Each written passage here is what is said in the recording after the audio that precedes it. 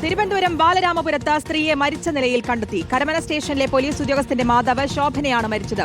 വീടിന് പിന്നിൽ കത്തിക്കരിഞ്ഞ നിലയിലാണ് മൃതദേഹം കണ്ടത്. മരണം ആത്മഹത്യ എന്നാണ് പ്രാഥമിക നിഗമനം. ആഷിൻ ഡിയേഗോ ഉണ്ട് വിശദാംശങ്ങൾ നൽകാൻ. ആഷിൻ, പ്രാഥമികമായിട്ടുള്ള നിഗമനത്തിലേക്ക് എത്തിയിട്ടുണ്ട് ആത്മഹത്യ എന്നല്ലേ. എന്താണ് പോലീസ് നൽകുന്ന മറ്റു വിവരങ്ങൾ?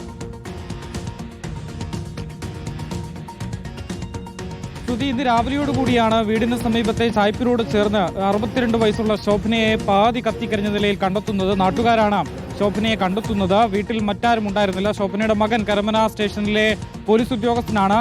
ഭർത്താവ് പുറത്ത് പ്രാർത്ഥനയുടെ ആവശ്യത്തിന് വേണ്ടി പോയിരുന്ന ഒരു സഞ്ചാരവുമായി ബന്ധപ്പെട്ട പ്രാർത്ഥനകളുണ്ടായിരുന്നു. ആ ഒരു സമയത്താണ് ഇവരെ കണ്ടെത്തുന്നത് എന്നുള്ളതാണ് മനസ്സിലാക്കുന്നത്. തുടർന്ന് പോലീസുകാരാണ് ബാലരാമപുരം സ്റ്റേഷനിലേക്ക് വിളിച്ചറിയിക്കുന്നതും. ഉടൻ തന്നെ കോട്ടുകാൽ സമീപത്തേക്ക് പോലീസ് എത്തുകയും പരിശോധന നടത്തുകയും ചെയ്തിരുന്നു. ഫോറൻസിക് സംഘമടക്കം അവിടെ എത്തി പരിശോധന നടത്തിയിരുന്നു. പോലീസും മറ്റുള്ളവരും എത്തുമ്പോൾ തന്നെ ശോഭന മരിച്ചിരുന്നു എന്നുള്ളതാണ് മനസ്സിലാക്കുന്നത്. ആശുപത്രിയിൽ എത്തിച്ചെങ്കിലും ജീവൻ രക്ഷിക്കാൻ ആയില്ല എന്നുള്ളതാണ്. നിലവിലിപ്പോൾ മരണകാരണം ആത്മഹത്യ എന്നുള്ളതാണ് നിഗമനം. കാരണം മറ്റ് ദുരൂഹതകൾ ഉണ്ടോ എന്നുള്ള കാര്യങ്ങൾ പരിശോധിച്ച് വരുന്നതേ ഉള്ളൂ. പക്ഷേ നിലവിലിപ്പോൾ എന്തായാലും ആത്മഹത്യ തന്നെ എന്നുള്ളൊരു നിഗമനത്തിലേക്കാണ് പോലീസ് എത്തിയിട്ടുള്ളത്. പക്ഷേ മറ്റു വശങ്ങൾ കൂടി പരിശോധിക്കുന്നുണ്ട്.